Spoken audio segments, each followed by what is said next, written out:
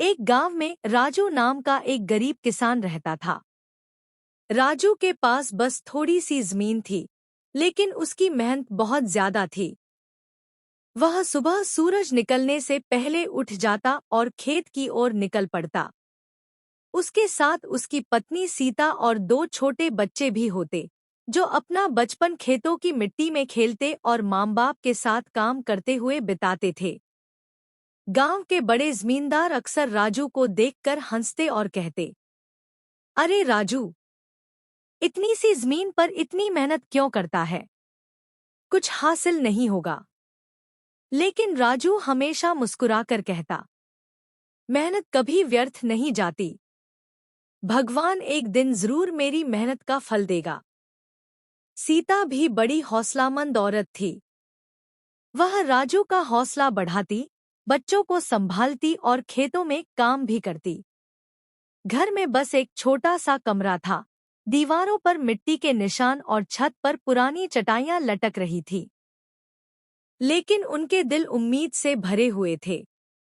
एक साल मानसून के मौसम में अचानक इतनी ज्यादा बारिश हुई कि राजू की सारी फसल बर्बाद हो गई।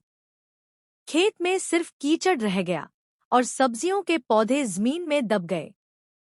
गांव के लोग फिर हंसे, राजू, हमने कहा था ना, मेहनत करने से कुछ नहीं होता, किस्मत भी होनी चाहिए। राजू ने दुख छुपाते हुए फिर से काम शुरू किया। वह दिन में मजदूरी करता, रात को सीता के साथ खेत संवारता। बड़ी मुश्किल से कुछ पैसे जोड़कर उसने दोबारा बीज खरीदे। लोग उसे पागल समझने लगे, लेकिन राजू का हौसला नहीं टूटा। इस बार राजू ने पौधों की हर समय देखभाल की। वह बारिश से पहले खेतों की निकासी का इंतजाम करता, बच्चों को भी काम सिखाता और सीता के साथ मिलकर खाद और पानी की देखरेख खुद करता। दिन बीतते गए और महीनों बाद जब फसल पकने लगी, तो पूरा खेत सुनहरे रंग से चमक उठा। गांव वाले हैरान थे, यह कैसे हो गया? राजू की फसल तो हम सबसे अच्छी है। मंडी में राजू की फसल सबसे महंगे दामों में बिकी।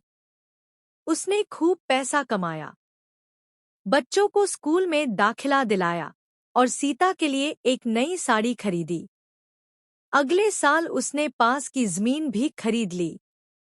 अब राजू सिर्फ किसान नहीं रहा, वह मिसाल बन गया। जो लोग कभी हंसते थे, अब उससे सलाह लेते थे। उसके बच्चे पढ़ लिख कर नौकरी करने लगे। सीता की आंखों में खुशी के आंसू होते थे जब वह कहती, देखा राजू, तुम्हारी मेहनत रंग लाई।